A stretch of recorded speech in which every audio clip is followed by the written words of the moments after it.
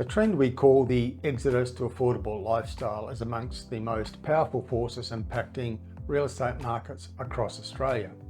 That's a trend that's been around for at least the past 10 years, with more and more residents of the biggest cities relocating to smaller cities or regional areas in search of a different or more affordable lifestyle, empowered by technology which allows many people to work remotely. It was not created by the COVID lockdowns. It was well underway long before COVID appeared in 2020, and it continues to have considerable momentum now that we are well beyond the pandemic restrictions. But media continues to perpetuate the fiction that this was a COVID thing, and to express surprise that now that we no longer have lockdowns and border restrictions, people are not all moving back to the big cities. Now, the latest quarterly edition of the Regional Moving Index confirms that this trend is as strong as ever, and it's generated more shock, horror, amazement from journalists who think it was all about the COVID lockdowns.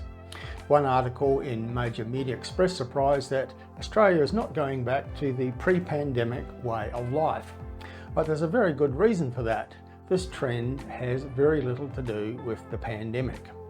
The Regional Movers Index, which is a collaboration between the Regional Australia Institute, the RAI, and the Commonwealth Bank, has once again reported that there are far more people relocating to regional areas than moving in the opposite direction to major cities, with a 27% difference in the June quarter.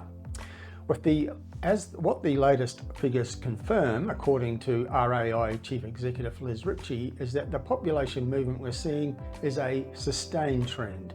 And Ritchie says regional Australia has become the nation's new frontier. The latest data highlighted a number of specific hotspots that are reaping the benefits of Australia's so-called romance with the regions. Lake Macquarie, which sits beside Newcastle in New South Wales, has emerged as one of Australia's most popular destinations for movers, securing an almost 5% share of net internal migration over the past year. Neighbouring local government areas on the New South Wales south coast, such as Bega Valley and Eurobodalla, both experienced strong annual and quarterly surges in movement, according to the latest edition of this report. Large centres within a few hours' drive of capitals remain popular with many movers.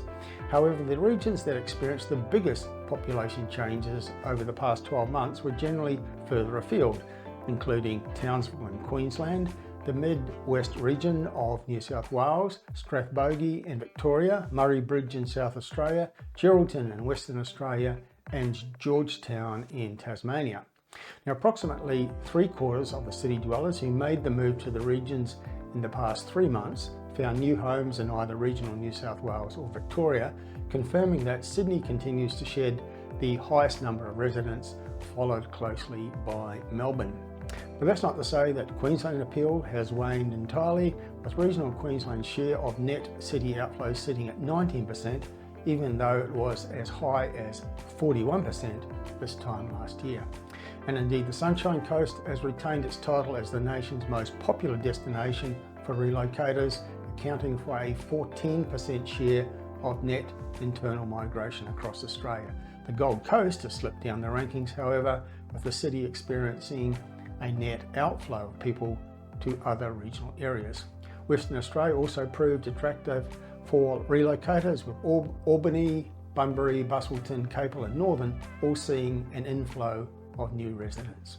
The overall picture is that the trend of people moving from Sydney and Melbourne to regional areas continues strongly, with large numbers of big city dwellers still seeking a different and more affordable lifestyle.